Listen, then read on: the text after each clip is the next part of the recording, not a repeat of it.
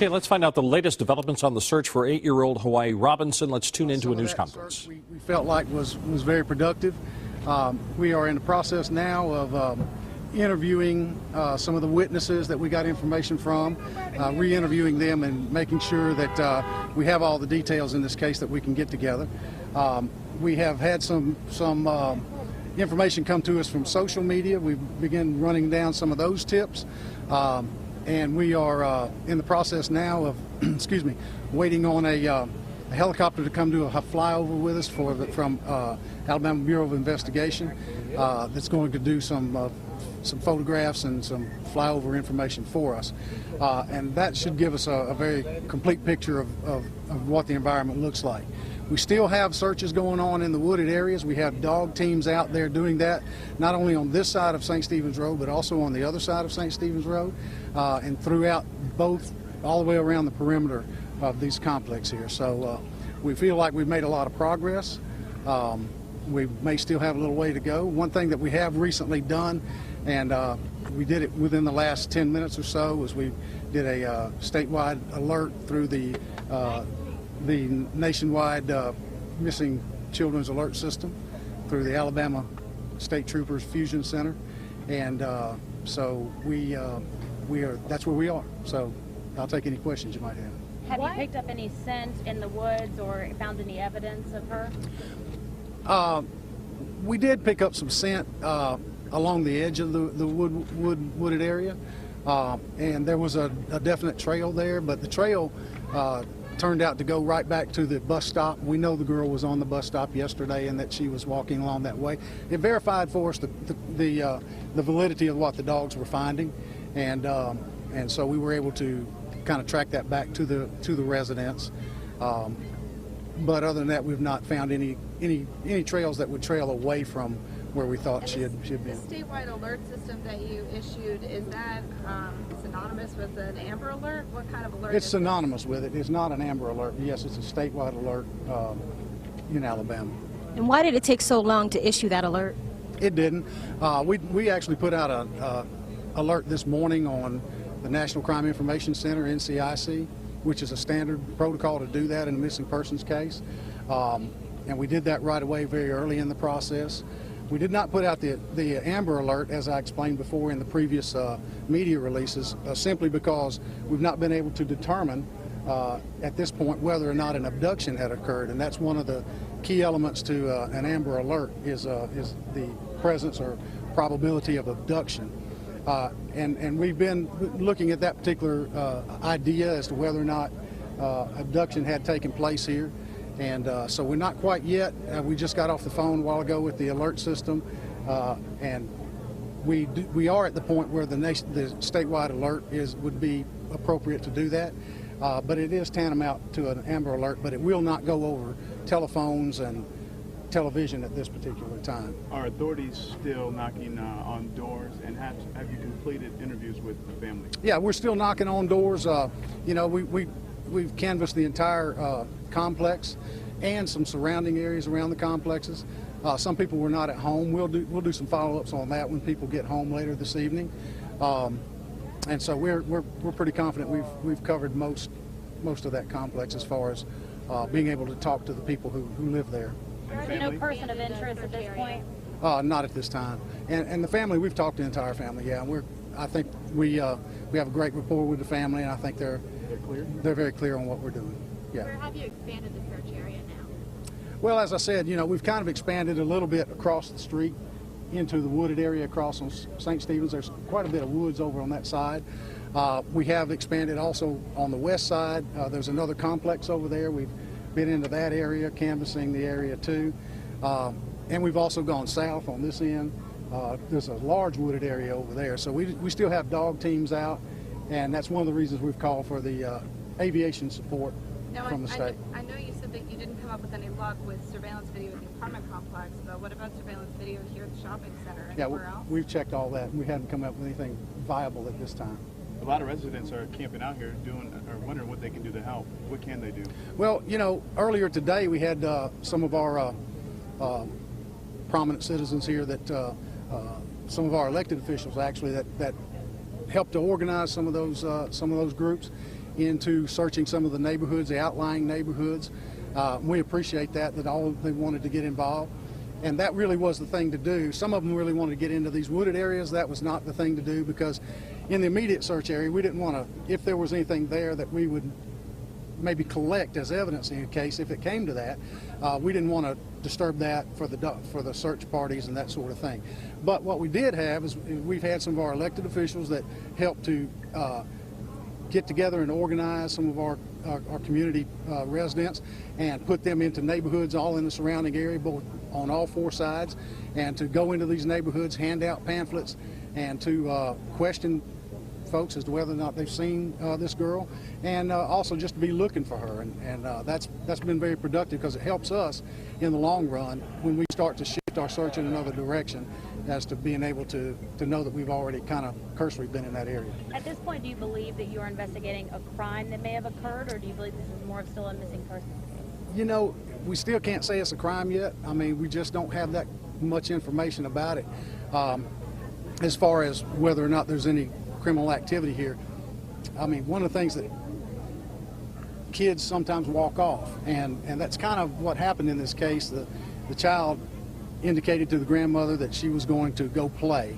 You know, we're looking into everything that would have affected whether or not the child would have come back voluntarily or not. Sometimes kids walk off and they don't come back because they want to play with their friends, or they spend the night and things such as that. Of course, there's been enough time passed now that we're about to eliminate those ideas. But right now we just don't have enough to say a quote-unquote crime has been committed. It's still a missing persons. Is there a national number that people, or not national, but one number that people can call, or do you still want them to call Prichard PD if they have information? Yeah, they can still call the Prichard Police Department, or just call 911, and 911 will funnel that to the right agency at the right place to go.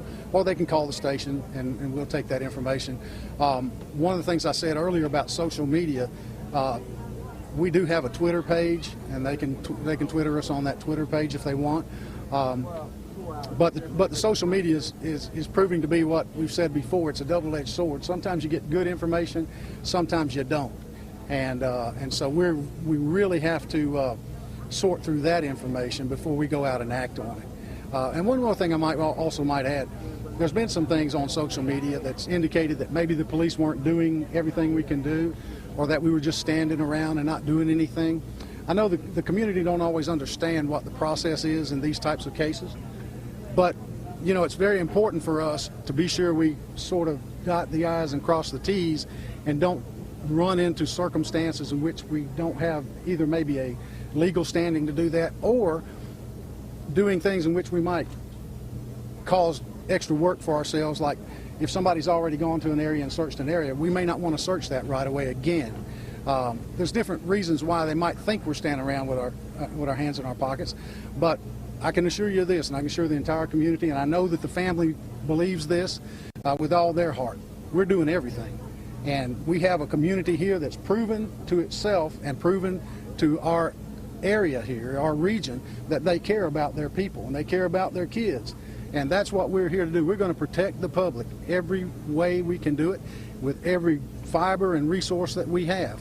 But it takes time. This is not a crime show on TV. We don't solve it in 30 minutes, but we are going to solve it in some way. And we're committed, we're determined, and with the help of all of our elected officials and all of our community and our residents that are all interested, and a lot of them are here today, we're going to use every one of those resources. As this thing progresses, what I would say, we may be calling it sometime on community groups to come together to assist us in other ways. But right now, what we would just ask is that everybody trust in the police, trust in the process that we're doing. We have every available agency at the local, state, and federal level involved in this investigation.